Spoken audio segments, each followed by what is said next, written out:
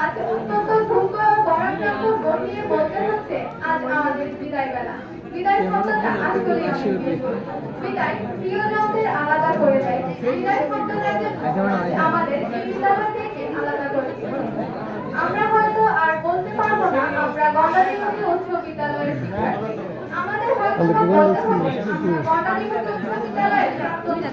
আমি যাইতাম যেত লাগে যাওয়ার লাগবে যেতে বিদ্যালয়ে এসেছিলাম আর এখন এই বিদ্যালয় থেকে বিদায় নিচ্ছি। দীর্ঘ 5 বছর একসঙ্গে পেরোনোর পর আজ সেই দীক্ষা এসে যে দীক্ষার জন্য আমাদের এত অপেক্ষা ছিল। যখন এই বড় ভাই বোনের বিদায় অনুষ্ঠান হতো তখন ভাবতাম আমাদের বিদায় কবে হবে, তবে এই বিদ্যালয় ছেড়ে চলে যাব। বিদ্যালয় আজ আমাদের কিছু বিদায় দিচ্ছে, তবে আজ কেন জানি বিদ্যালয়ের প্রতি অন্যরকম এক অনুভূতি কাজ করছে। আজকে এখানে আসার পর মনে হচ্ছে এই কাজগুলোতে আমরা কাজ করতাম কত শত স্মৃতি ভেসে উঠছে মনে। আমাদের কাছে মনে হতো স্কুলের বিদায় মানে একটা অনুষ্ঠান, এই অনুষ্ঠানে যারা বিদায় নেয় তাদের এত মন খারাপ হতো কেন জানতাম না, কিন্তু আজ এখন ঠিকই বুঝতে পারছি কেন। সবাই বলে এটা চিরস্থায়ী বিদায় নয়, তবে এটা চিরস্থায়ী বিদায়। এই বিদায়ে আমরা চিরদিনের ক্লাসরুমগুলো থেকে চিরদিনের জন্য বিদায় নিচ্ছি। ক্লাসরুমগুলো থেকে স্যার ম্যাডামদের কাছ থেকে ক্লাস করা থেকে চিরদিনের জন্য বিদায় নিচ্ছি। এই বিদ্যালয় থেকে বিদায় নিচ্ছি এবং স্কুল জীবন থেকে বিদায় নিচ্ছি।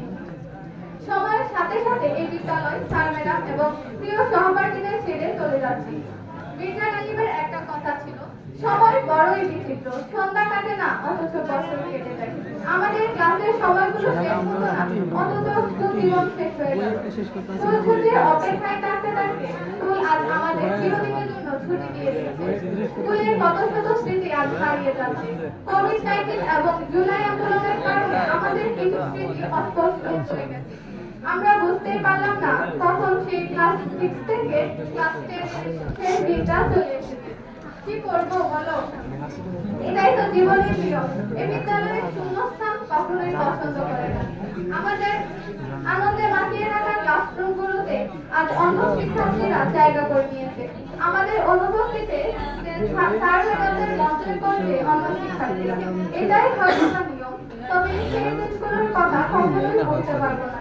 প্রত্যেকদিন স্কুলে এসে সেই পিছনে বেঞ্চগুলোতে বসা আর গল্প করা, আর এ কারণে প্রত্যেকদিন স্যার ম্যাডামদের পিছনে বেঞ্চ থেকে এনে সামনের বেঞ্চে বসাতো আর বলতো কালকে থেকে তোমরা একসাথে বসবে না আর কখনো যেন তোমাদেরকে পিছনে বেঞ্চে না দেখি। স্যার ম্যাডামদের ক্লাসে পড়া না শিখে গিয়ে বলতাম কিছু পড়া শিখে।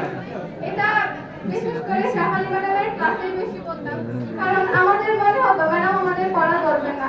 কোনো ক্লাসের মানুষজন তাকিয়ে থাকতো, তবে আমরা বসে থাকতাম। আমাদের ম্যাডামের পড়াশোনা করা দরকার না। ম্যাডামের ক্লাসের দেওয়া বাড়িতে না করলেও স্কুলে এসে, কারণ ম্যাডামের হাতে মাইক খেতে হবে। স্কুলে এসে দোয়া করতাম যেন ফ্যাকাল্টিটা ম্যাডাম স্কুলে না আসে। তারা আমাদের কখনোই কঠোরভাবে শাসন করে নাই, মাইক দেন নাই, তবে কেন জানি তাদের ভয় লাগতো। এই বিদ্যালয়ের প্রত্যেকটা স্যার ম্যাডামের ক্লাসগুলোর কথা বারবার মনে পড়ে। এই বিদ্যালয়ের শিক্ষার্থীদের যদি জিজ্ঞাসা করা হয় তোমরা এই বিদ্যালয়ের কি মিস করবে, তখন হয়তো তারা প্রথমেই বলবে এই স্যারের ক্লাসগুলো। তার প্রত্যেকটা শিক্ষার্থীর সাথে এত আন্তরিক, স্যারের প্রতিটা ক্লাসের কথা আমাদের স্মরণে থাকে। এই বিদ্যালয়ের ম্যাডামদের মতো এত আন্তরিক, এত ভালো স্যার জানি না। আপনারা নিজেদের সন্তানের মতো করে দেখেছেন।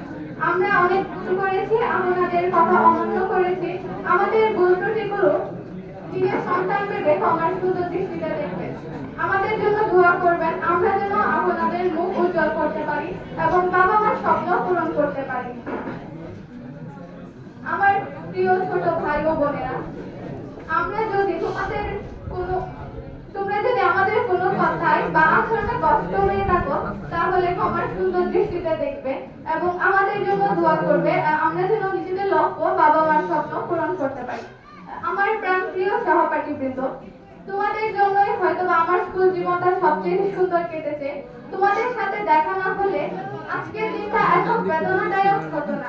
দীর্ঘ 5 বছর তোমাদের সাথে চলার কথা হয়তো অনেক কথার মনোমালিন্য হয়েছে। আমার আসলে যদি তোমরা কষ্ট পেয়ে থাকো তাহলে ক্ষমার সুন্দর দৃষ্টিতে দেখবে। তোমাদের প্রতি রইল আমার অনেক অনেক দোয়া এবং অফুরন্ত ভালোবাসা, এবং আমি দোয়া প্রার্থী। তবে বলতেই হয় স্কুল জীবনটা সবচেয়ে সুন্দর এবং জীবনের সবচেয়ে শ্রেষ্ঠতম অধ্যায়।